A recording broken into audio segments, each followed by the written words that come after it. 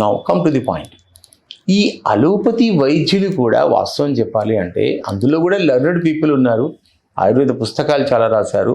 నన్ను కూడా ఎంకరేజ్ చేసింది ఆయుర్వేద అలోపతి వైద్యులే.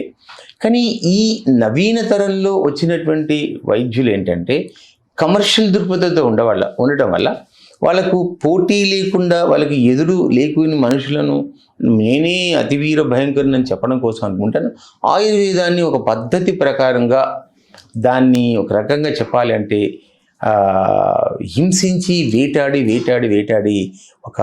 దాన్ని ఒక రకంగా చిత్రీకరించి వక్రించే దశకు తీసుకుపోవడం వల్ల ప్రజలు కూడా వాళ్ళు అనుకునేది కరెక్ట్ ఏమో అనుకునేటటువంటి ఒక విధానంలోకి వెళ్ళారు.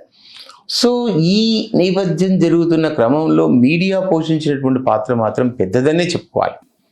ఆ నేపథ్యం ఉండబట్టి కనీసం అట్లీస్ట్ ప్రజల్లో కొంత మాత్రం ఒక అవగాహన రావడం వల్ల మాపోటి వైద్యులకు ఒక స్పేసింగ్ అనేది క్రియేట్ అయింది. ఇక నెక్స్ట్ వచ్చేసి దాన్ని మేము ప్రూవ్ చేసుకున్నందువల్ల మేము క్రమంగా విస్తరించడం జరిగింది.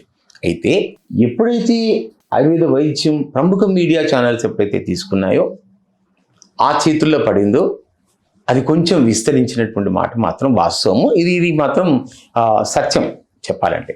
అయితే అలోపతి వైద్యం కూడా ఒక రకంగా చెప్పాలంటే ఆ విమర్శించేటటువంటి విధి విధానాన్ని మాత్రం తన స్వభావాలు మాత్రం ఏమాత్రం వదులుకోలేదు చెప్పాలంటే. ఒక పక్క లేస్తుంటే పక్క తొక్కేటటువంటి కార్యక్రమం నడుస్తూనే ఉంది అన్నట్టు చెప్పాలంటే.